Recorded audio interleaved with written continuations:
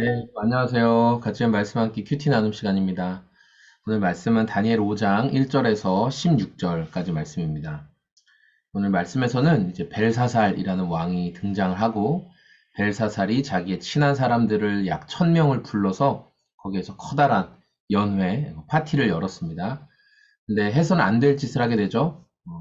하나님의 성전에서 쓰던 그 도구들을 술잔으로, 음료 잔으로 사용해서 그 금은 그릇에 술을 담아 다 같이 돌려서 나눠 마십니다. 그리고 자신들의 신을 높이고 경배하는 가운데 하나님의 손이 나타나서 이 벨사살의 완악한 모습에 대해서 기록하시고, 그리고 벨사살이 큰 두려움에 빠지게 됩니다. 근데 어떻게 그 해결 방법을 알지 못해서 바벨론의 지혜자들을 다 불러봤지만 그들도 그 글자를 해석해주지 못하고, 이때 다니엘을 기억하고 있던 왕비가 다니엘을 불러서 이 이야기를 물어보시면 분명히 답을 얻을 수 있을 것이다. 그래서 다니엘이 다시 등장하는 내용이 오늘 말씀의 전체적인 스토리입니다. 이 벨사살이라는 왕, 그리고 오늘 말씀이 시작되는 배경은 다니엘 1장에서 느부갓네살이 예루살렘을 공격해서 포로로 잡아가고 이렇게 했던, 그러니까 느부갓네살 시대 이후에 약 한 66년 정도 시간이 지난 시점입니다. 그러니까 다니엘도 나이가 굉장히 많고 이제 할아버지가 된 상태였죠.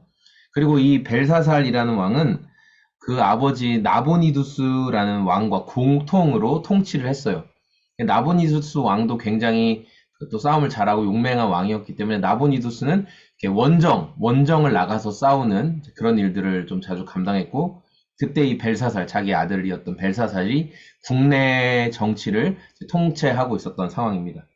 그러니까 벨사살은 엄밀히 따지면 느부갓네살의 아들은 아닙니다. 느부갓네살 왕의 아들은 따로 있고 벨사살은 손자예요, 손자.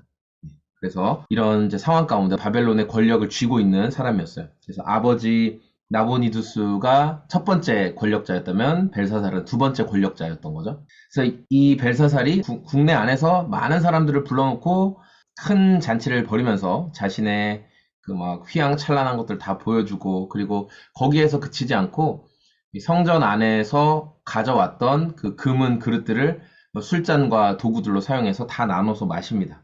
자, 이때 하나님의 손이 나타나서 그의 어리석음에 대해서 글을 적어 놓았고, 이것의 두려움에 빠진 벨사살은 바벨론의 지혜자들을 다 불러서 좀 해석을 요청했지만 아무도 해석하지 못했죠. 그리고 두려움에서 계속 다리가 풀리고 무릎이 부딪히는 그런 덜덜덜 떨고 있는 상황 가운데 한 왕비가, 그러니까 왕의 어머니라고 나오는 왕비가 등장해서 임금님에게 조언을 해줍니다. 어떤 조언이냐면 11절에 임금님의 나라에 거룩한 신들의 영을 받은 한 사람이 있습니다.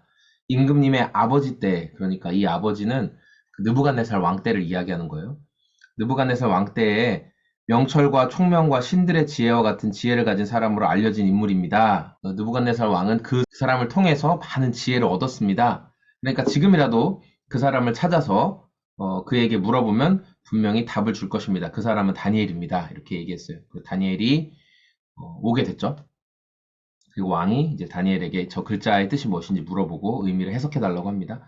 자, 이제 오늘 여기서 우리가 묵상할 수 있는 내용인 것 같아요. 다니엘은 여러분 나이가 많습니다. 네, 나이가 많아요. 다니엘이 세상 권력에만 자기가 있기를 원했다면 이 1000명을 초대한 잔치에 어떻게든 줄을 댔겠지만 다니엘은 그런 사람이 아닙니다. 세상 권력에 그리고 인간에게 줄대서 살아가는 사람이 아니에요. 다니엘은 지금 어떻게 보면 권력의 뒤편에 있는 사람이죠. 권력의 중심에 있지 않고 나이도 많고 그래서 권력의 뒤편에 한 걸음 물러나 있는 상태였어요. 그리고 세상 사람들은 막 그 권력에 취해서 먹고 마시고 행복해하고 즐거워하고 있어요. 그러나 자신들이 정말 해결하지 못할 문제가 발생하면 누구를 찾죠? 하나님의 사람을 찾아요. 그러니까 저와 여러분이 하나님의 사람으로 일상의 자리에서 그리고 우리의 현실에서 두 발 딛고 정직하게 살아가면 세상 사람들이 야, 너 뭐 예수 믿는다고 별것도 없지. 야, 너 예수 믿는다고 뭐 너나 나나 다를 게 뭐냐 이런 식으로 하다가도 그 삶의 정말 문제, 그 삶에 세상 누구도 위로해 줄 수 없고 세상 누구도 답을 줄 수 없는 그 문제에 빠지게 되면 그때 누구를 떠올릴까요? 하나님의 사람들을 떠올리게 되는 거죠. 그리고 그 하나님의 사람에게 당신에게 뭔가 답이 있냐고, 당신이 뭔가 지금 이 시기 가운데 나에게 해줄 수 있는 말이 있냐고 찾아오게 되거나 또 물어보게 되죠. 저는 그런 경험이 있습니다. 여러분, 그럴 때 여러분이 하나님의 사람으로 계속 서 있어야 하는 거죠.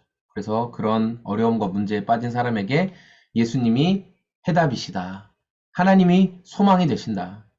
성령 하나님께서 너의 걸음을 인도해 주실 것이다. 그런 소망의 메시지를 전하는 우리가 다 되었으면 좋겠습니다. 나이도 많고 이미 은퇴한 시기가 되었지만 다니엘은 하나님을 경외하는 일을 계속 해왔죠.